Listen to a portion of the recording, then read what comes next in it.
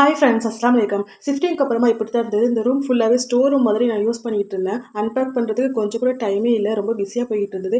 மெயினாக வந்து kitchen set பண்ணணும், அதுதான் மைண்டில் ஃபுல்லாகவே இருந்தது. ஃப்ரிட்ஜ் ஆர்கனைசேஷன் நீங்கள் ஆல்ரெடி பார்த்துருப்பீங்க வீடியோஸில்.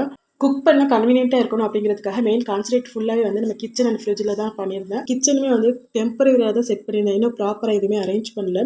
மற்றதெல்லாம் அப்புறம் பார்த்துக்கலான்னு விட்டு இப்போ வந்து 2 மந்த்துக்கு மேலே ஆயிடுச்சு. இன்னும் நான் எவ்வளோ நாள் இழுக்க போகிறேன், கம்ப்ளீட்டாக முடிக்க போகிறேன்னு தெரியல. நம்ம அன்பேக் பண்ண ஸ்டார்ட் பண்ணலான்னு ஆரம்பிச்சா இவர் வந்துருவாரு, எல்லாத்தையுமே எடுத்து போட்டு விளையாட ஆரம்பிச்சிருவாரு. இப்படி தான் போகும் ஒவ்வொரு நாளும். இதெல்லாம் பார்த்தாலே தலையே சுத்தும், எங்கே ஸ்டார்ட் பண்ணி எப்படி முடிக்க போகிறோம் அப்படின்னு. ஒன்று ஒன்றா கொஞ்சம் செட் பண்ண ஸ்டார்ட் பண்ணியிருக்கேன். இவ்வளோ நாள் ஏன் இழுத்துச்சுன்னா நமக்கு டைம் இல்லாத மெயின் ரீசன். பசங்க 2 பேருமே வந்து ஸ்கூலுக்கு அனுப்பணும், குட்டீஸையும் பார்க்கணும் இல்லையா? அதனால தான் எனக்கு ரொம்பவே வந்து ஹெட்டிக்காக போய்கிட்டு இருந்தது. இந்த கிளாத் ப்ரைஸ் ஸ்டாண்ட் வந்து ரொம்ப யூஸ்ஃபுல்லாக இருக்கும். இது புதுசு கிடையாது, நான் 5 இயர்ஸ்க்கு மேலே ஆச்சு வாங்கி. இப்போ 2 இயர்ஸாக வந்து யூஸ் பண்ணாமலே வச்சிருந்தேன். இப்போ இங்கே துணி காய போகிறதுக்கு இடம் இல்லாதனால இதை அன்பேக் பண்ணி செட் பண்ணிட்டு இருந்தோம். ஒரே நேரத்தில் நிறைய துணி காய போடலாம். மெயினாக வந்து மழை டைம்ல வந்து ரொம்ப யூஸ்ஃபுல்லாக இருக்கும்.